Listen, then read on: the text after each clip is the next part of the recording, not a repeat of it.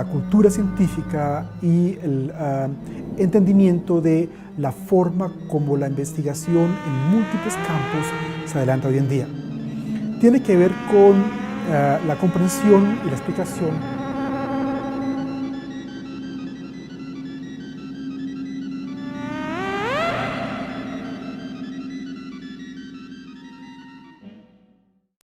Buenos días, buenas noches. Bienvenidos a nuestro programa. El día de hoy tenemos un tema apasionante que es el estudio, el lugar que la aleatoriedad ocupa en la ciencia contemporánea. Para esto se impone en primer lugar una aclaración.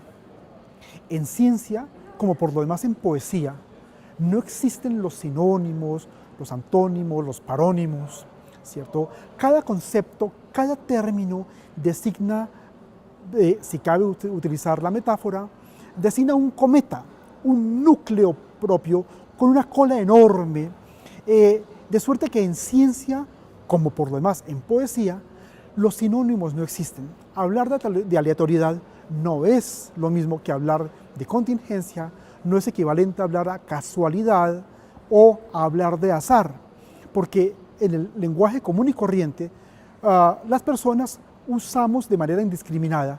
¿Acaso confundimos casualidad, azar, contingencia y aleatoriedad?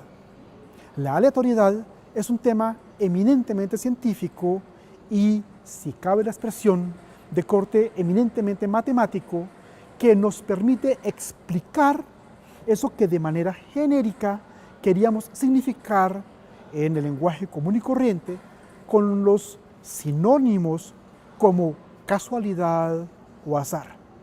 La aleatoriedad es un tema muy reciente en la historia de la humanidad. Comienza a nacer en el siglo XVII.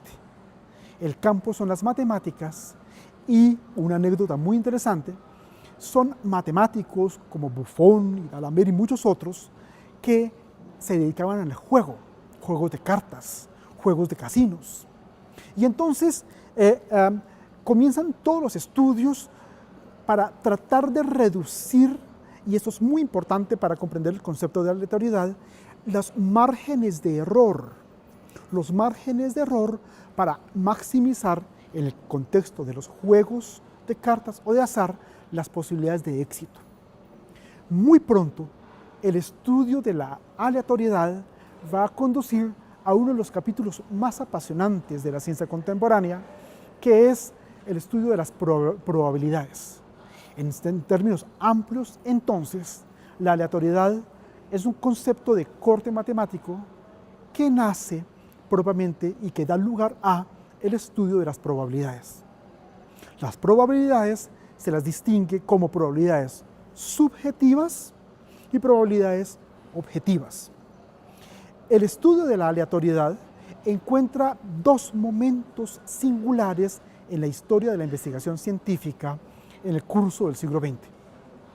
En primer lugar, con un matemático ruso, inicialmente soviético después, muy importante, que se llama Kolmogorov.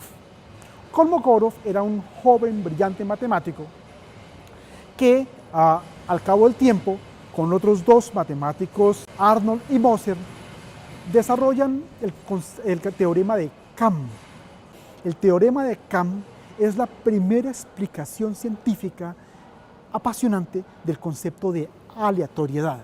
Y entonces podemos encontrarle una razón matemática a lo que aparentemente, verosímilmente, era el objeto del azar o de la aleatoriedad o de la contingencia o de algún fenómeno como la suerte. La suerte no existe en el sentido de las matemáticas y en el sentido de la investigación científica. La suerte, lo que las personas común y corrientes denominamos como suerte, es adecuadamente el estudio de la aleatoriedad. 1. 2. También en el curso del siglo XX, un científico de origen argentino, norteamericano muy importante, que se llama Gregory Chaitin, desarrolla lo que se conoce técnicamente como la teoría algorítmica de la información. Lo que hace Chaitin, sobre la base del trabajo que en matemáticas había desarrollado Kolmogorov y su equipo, Arnold y Moser, teorema CAM. Chaitin desarrolla herramientas de tipo informacional y de tipo computacional para tratar de encontrarle un algoritmo, por lo pronto podemos decir una racionalidad informacional a elementos perfectamente caprichosos como los que suceden en los comportamientos aleatorios. La aleatoriedad, entonces, que genéricamente se asimila con suerte, fortuna y demás, es el estudio, o bien sólidamente con herramientas matemáticas, o bien con herramientas informacionales y computacionales, que nos permite comprender, y esto es apasionante, que hay momentos, lugares, circunstancias en los que el error, digamos, la excepción, desempeña un papel muy importante. Esto que voy a decir puede ser un poquito más técnico, pero no es complicado. Habitualmente, en matemáticas, la estadística servía para explicar grandes comportamientos colectivos. Y en estadística, esto se conoce como una curva de Bell, o también como una campana de Gauss, o lo que es equivalente, como la ley de los grandes números. Y entonces se pueden explicar comportamientos colectivos en el orden natural, en el orden social y demás, en términos de vectores o de promedios o de estándares. Pero este tipo de explicaciones no nos permiten entender, eso es muy importante, las excepciones. Digámoslo en el lenguaje común y corriente, las excepciones a la regla. Las excepciones a la regla suceden por fuera de una campana de Gauss, por fuera de una curva de Bell, y en esas excepciones es en donde trabajamos y descubrimos factores como la aleatoriedad. Traducido al lenguaje de las ciencias sociales humanas, por ejemplo, lo que podemos decir es que en los extremos de una campana de Gauss encontramos fenómenos como la innovación, como la creatividad, como justamente la sorpresa. Entonces, lo que se hace en dominios como la teoría algorítmica de la información o el trabajo con el teorema CAM, lo que quiero señalar es muy sensible. Ambas son herramientas que forman parte de las ciencias de la complejidad. Es no darle la espalda a los grandes acontecimientos que se explican en términos estadísticos, en términos de probabilidad objetiva o subjetiva, en términos de promedios o de estándares, sino enfocar la atención exactamente en los extremos, porque es ahí en donde sucede la aleatoriedad, los fenómenos aleatorios, los fenómenos contingentes, si se quiere, las excepciones.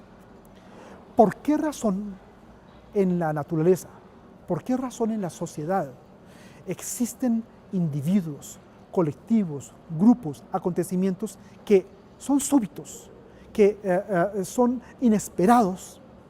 Eso es justamente lo que se trabaja en el dominio de la aleatoriedad. Y esto tiene un lenguaje propio.